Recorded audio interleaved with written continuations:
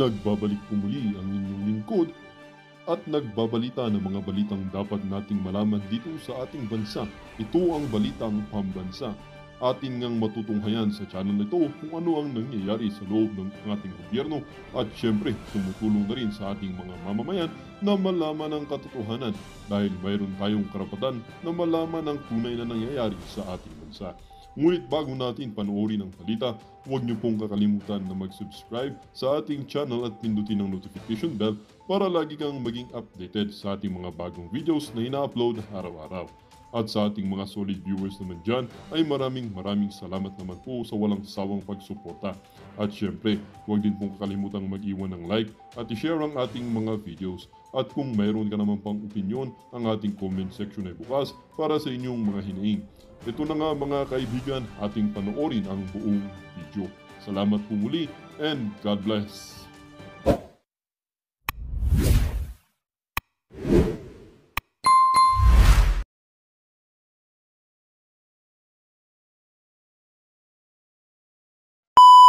Hindi na muling magpapabudol.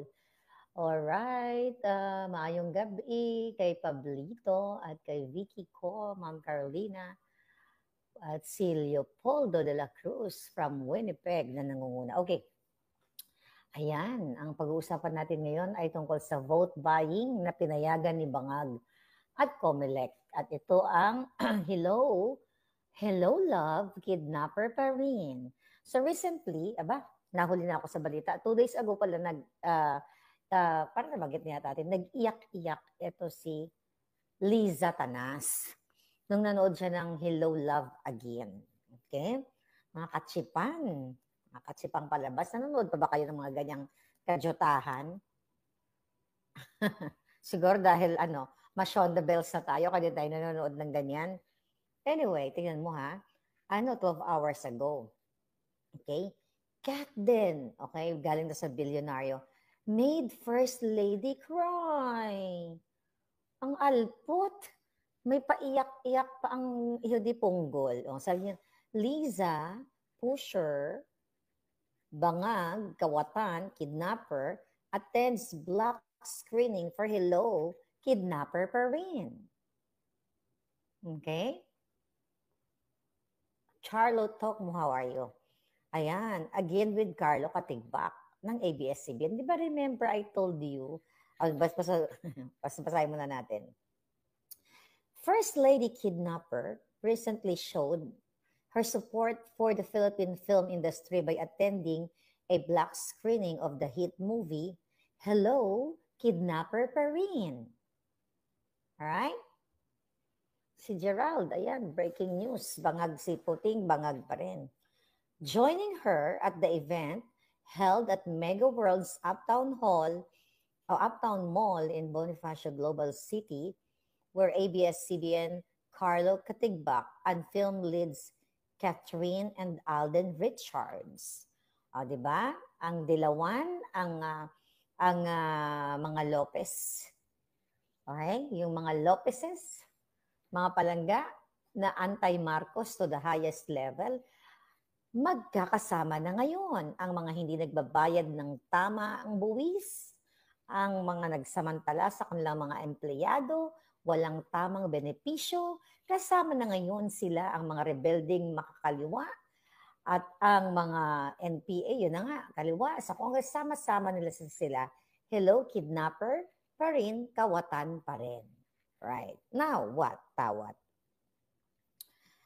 Okay, sabi dito, one photo shared by the First Lady Kidnapper showed her shedding tears while inside the theater. Ganun pang alpot. Okay, may paiyak. Remember, itong crocodile tears niya, mga kadyotahan niya nung pumunta siya doon sa yung may namatayan during the typhoon, na dahil sa 5,500 flood control na ibinulsa ng mga buwakan ng inang to, namatay yung pamilya, 7 families, family members. Tapos nag-iyak-iyak siya doon. Kadyotahan kasi nungalingan ito. Dahil si Liza Tanas, wala yung puso. Hello, kidnapper pa rin. You know, the extraction in Turkey. Kaya kahit anong iyak to, kahit lumuha ng dugo, yung puki ng inang yan, yung hinayupak na yan, never again na paniwalaan itong julul na ito. Di ba? Zaralina, alpot, patutot, bigatot. Okay. Sabi niya dito, a co-production between ABS-CBN stars, sabi ng bilyonaryo, okay, Cinema and GMA Films, okay, hindi, baguhin ko to, ito statement ko. Hello, Kidnapper Parin is the first Filipino film to surpass the 1 billion mark in ticket receipts. Oh, wow, bongga pala ito si, palabas na ito, 1 billion. Grossing locally made from all movie, wala na ibang balita, yun lang. So my point sa Hello, Kidnapper Parin, alam mo yan si Lisa Tanas, agaw eksena yung kapangitan ng hinayupak na yan. Kunwari, sasabihin niya dun sa mga cameraman ka, saan niya, France? Bikang bukang kang, ihiga-higa ako kunwari dun, ha? Kuhaan niyo ako, i-capture niyo ako para ma-headline yung kadyungitan ko. Yan ang katotohanan yan. Si Lisa Tanas ay walang puso katulad nung hipag niyang na si Amy Marcos. Pare-pareho silang walang puso. Kaya nga, never again ng mga kawatan, kidnapper, and lahat ng mga yan. May karma yan. Malapit na pumantay ang paa ng mga yan. Alright? Nagsama-sama sila, same feathers flock together, sabi ni Charlotte Tokmo Blood. Ayun na nga mga palangga. Kaya araw-araw tayo nagsasabi dito sa ginagawa ng demonyong gobyernong ito. Iyak-iyak si Lisa Tanas, pero siya nag-facilitate para dukutin ang 2 bata sa Turkey. Iyak-iyak ang putang inang yan. Yung nagurgur sa PSG na walang proper investigation, according to our source. Iyak-iyak, pinagtatatanggal nila yung mga taong sa tingin nila ay hindi nila kaalyado. Ang dami nilang tinanggal dyan sa lahat ng departamento. Walang puso yan. Hi, Ma'am Diana Kenjagan, how are you? Walang puso yang demonyong yan. Kahit ano pang iyak. Yung smuggling, iyak-iyak, yung hayop na yan, yung iyak niyan, kajotahan lang. Lahat yan, pakitang tao. Recently, may nag-message pala sa akin yung vlog natin kanina about yung pamigay ng mackerel. Imagine mo, bago pa nila binigay, meron pa lang, nilagyan pa ng sticker ni Bangag. Ano to, campaign period? Campaign period na nga. Ito, mga kababayan. Alright, saan yun? Okay. May nag-send sa atin, yung isda, yung pinamigay nila na may freezer burn na ngayon, meron pa, tignan nyo, nilagyan pa nila ng BBM sticker yung isda. Okay? So the point here, pera ba ni, well, siguro identifiers na ang isda ay galing sa smuggler na si Bangag. Baka gusto niyang sabihin na itong smuggled isda na ito ay coming from me, the smuggler, the Bangag. I think yun ang aking interpretation. But alam niyo na yung ginawa nila na paglagay ng paglagay ng sticker bago ibigay ang isda na yan na 48 years na yata yan nahuli, ngayon lang nila inilabas, dinaon sa Kapaskuhan para kunwari namigay ng pamasko. Pero namigay ng, syempre may sticker. Diba? Para kunyari, galing yan kay BBM. Bangag na bangag. Bangag na bangag. Bangag na bangag na magnanakaw. Okay? Bangag na bangag ang magnanakaw. Parang ganon. Alright. Now what? Butod na isda, sabi ni Andres Bonifacio. So, mga kababayan, paulit-ulit na lang ang ginagawa sa inyo. Ngayon, eto, ang COMELEC, si George Garcia, ay nagkasundo sila para maging legal o hahayaan. Teka natin dito. George Garcia, COMELEC. Okay. COMELEC, ayuda. Ayuda. Okay. Kahapon, dyan, imagine ninyo, alright, ito ang mga balita. For sure, alam niyo na to, Okay, Ayuda Garcia. Okay. Alright. Okay, tama. Pamahalaan, pamamahagi ng ayuda sa gitna ng kampanya, pinayagan ng COMELEC. Alright, sabi ni Pambansang Dalaga ng Pilipinas, shoutout sa iyo, Pam. Okay, nasaan ang prinsipyo at dignidad mo, George Garcia? Sa ginawa mo niyan, tila baga pati kinabukasan ng iyong pamilya at anak ay ipinagkanulo mo na, nakakadiri ang iyong nabibiling prinsipyo. Gigil mo ko, Janimal ka. Alright. Ang dami na nag-post actually. Tignan natin. COMELEC. Okay. Inaprobahan, okay, ang ayuda. Tignan natin dito. Ano pa ang pinagsasabi nito? Ayuda. Okay, COMELEC. Okay, Garcia. Okay, tignan natin. COMELEC chief. Ayan. Ang sabi, pinayagan ng COMELEC na okay lang na mamigay ng ayuda during the campaign period. During the campaign period.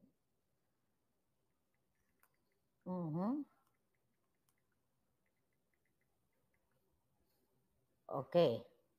Tignan mo, lahat nagagalit yung tao. COMELEC allows aid distribution during election campaign period. The Commission on Election approved the distribution of aid under programs. Okay? Anyway, you know that already. Ano ito? Talaga bang bingi-bingihan na lang kayo, magbububuhan na lang kayo? Talaga bang wala ng demokrasya sa Pilipinas? Talaga bang patuloy na lang kayong gagaguhin? Election violation yan, palangga. Nasaan na ang mga matitino? Well, wala na nga matino. Imagine niyo, ginagamit ang ayuda, hindi magdedesisyon si George Garcia na COMELEC chairman nang hindi inutusan yan ni Lisa Tanas at ni Bangag. Si George Garcia, na-interview ko yan ng isang beses nung time na, yung time na lumalaban pa si Bangag sa electoral protest. Sino ang nagsabi sa akin na i-interviewin ko si George Garcia?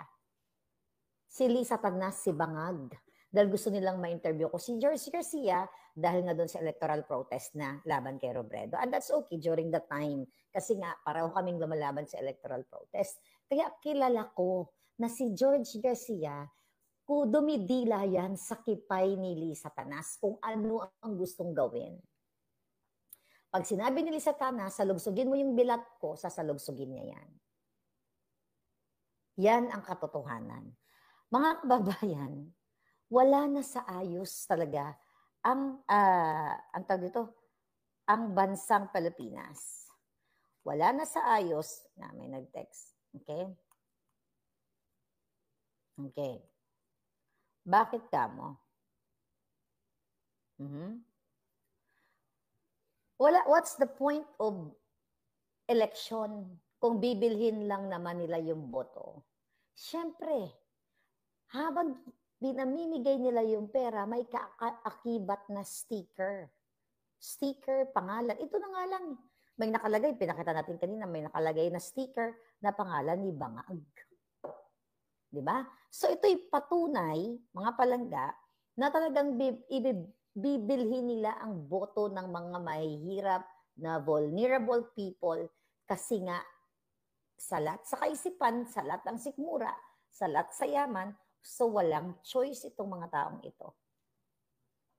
Bibili na yung boto at pinayagan. Election violation ito. Napapayagan nila na magbigay ng ayuda. Ang ayuda na yan, hindi dapat yan during election or magpapapogi ka o magpapolitika, gagamitin po sa politika mo. Ang ayuda dapat tuloy-tuloy. Kung sino man ang nakaupo. Whether magpapalit-palit ng kulay ang nakaupo, ang pondo ng ayuda, kung sa DSWD, Kaso, recently nga sa national budget, doon sa finalization nila ng reconciliation nila ng national budget, di ba? Few days ago, parehong may control si Tambaloslos ang mga jutang dinimas sa Congress at sa Senado. So kaya gamit na gamit, mga kababayan, gamit na gamit itong pera ninyo para sa Madam Caravan ngayon sa EDSA for VP, Mark Antonio. Talaga ba? That's good. Oh, magtanong tayo, hindi ko pa, tawag dito? Hindi ko pa na-check yung balita. Oh. Ngayon, mga kababayan, so, kawawa yung mga maliliit dito. At kawawa yung mga taong gustong manalo sa fair and honest election. Pero paano pagkakatiwalaan ng COMELEC? Sabi ko ngayon si George Garcia, pag sinabi ni Bangag Jr. nga, supsupon mo ang boto ko, supsupon niya na. You know what I mean? Sa ngalan ng salapi, sa ngalan ng posisyon, sa ngalan ng kapangyarihan. Yan ang katotohanan, mga palangga. Kailangan din natin block voting. Okay? Sino ba itong nag-message sa atin? Aba, sa X. Okay?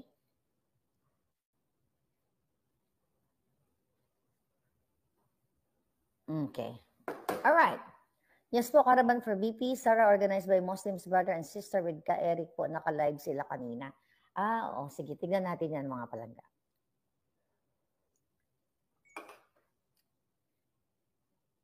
No to PBM and no to Duterte, pareho lang silang korap. Anong pinangkaiba, sabi ni JT de la Cruz? Okay, sagutin natin si JT. JT, sige, ano yung kinarap ni Pangulong Duterte? Maari, may nag-corrupt during his term. Pero meron bang korupsyon na binato kay Duterte? Di ba ang binato kay Duterte itong war on D? Kung nagnakaw si Duterte at kung corrupt si Duterte, hindi na umalis yan dyan sa pwesto. Magpakurap na yan forever. Kung ang pamilyang yan ay ganid, katulad ng mga Marcos, hindi na umalis si Duterte sa pwesto. Pero anong binabato kay Duterte? Di ba, war on drugs? Sa nakinabang ka naman. Naglakad ka ng kahit papaano, hindi ka nag-alala kung may sasaksak ba sa'yo or what. Diba? Sige, mag-comment kayo. I'll try my best. Basta valid lang. Basta hindi trolls. Okay? Hindi naman troll siguro to si JT, no? JT, troll ka ba? Okay? You talk about so much Romualdez and Marcos. Pero inaangat mo naman ang Duterte. Troll ito si JT. Diba? Kawawa tayong lahat. Okay, sige, papagbigyan natin siya. Sinong itatakel natin? Si gusto mo si Duterte, hindi ba araw-araw ko na inaano si Duterte? Sinong may hawak ng pondo? Sinong may hawak ng pera ng bayan? Si Duterte ba? Meron bang bahay si Duterte sa Forbes Park? Meron ba bahay si Duterte sa Paris o sa Amerika na binili niya galing sa kaba ng bayan? Meron ba siya nakaw na yaman? Wala.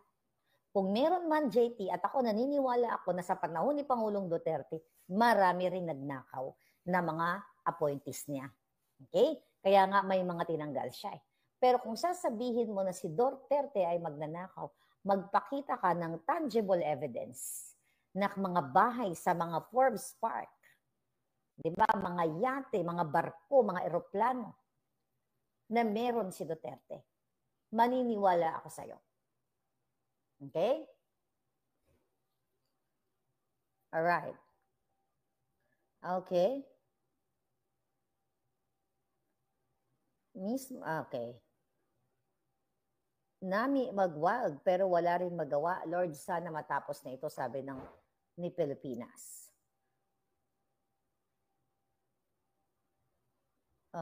Step down. Step down daw, Sara, at roll. Then I'm gonna gurgur you. Okay? I have the freedom to gurgur you right now. Okay. Bye. You're dead. 7 feet below the ground.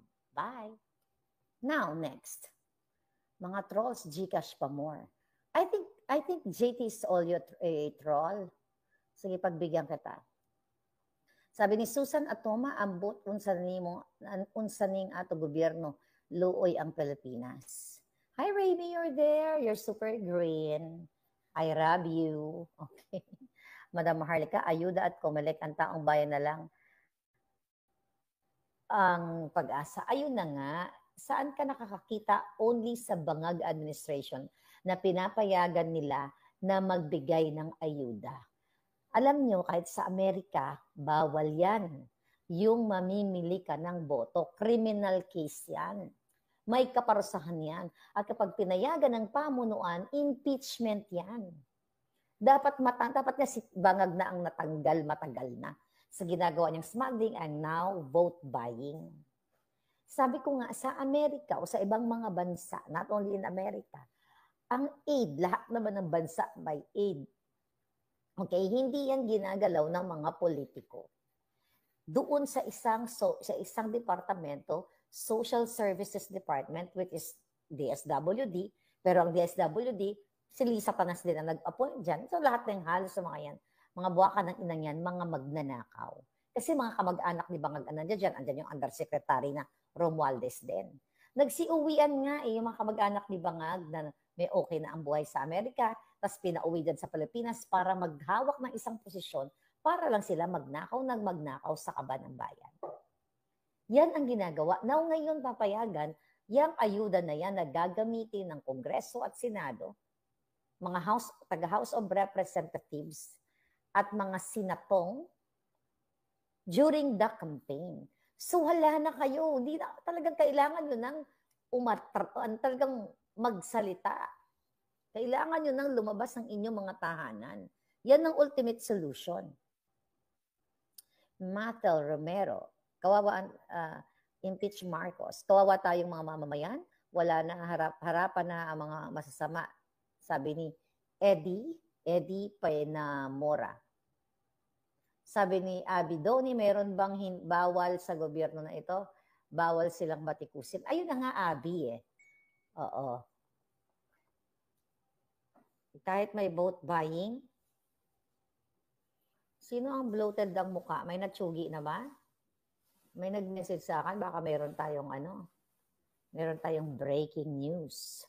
Lagi na lang may breaking news.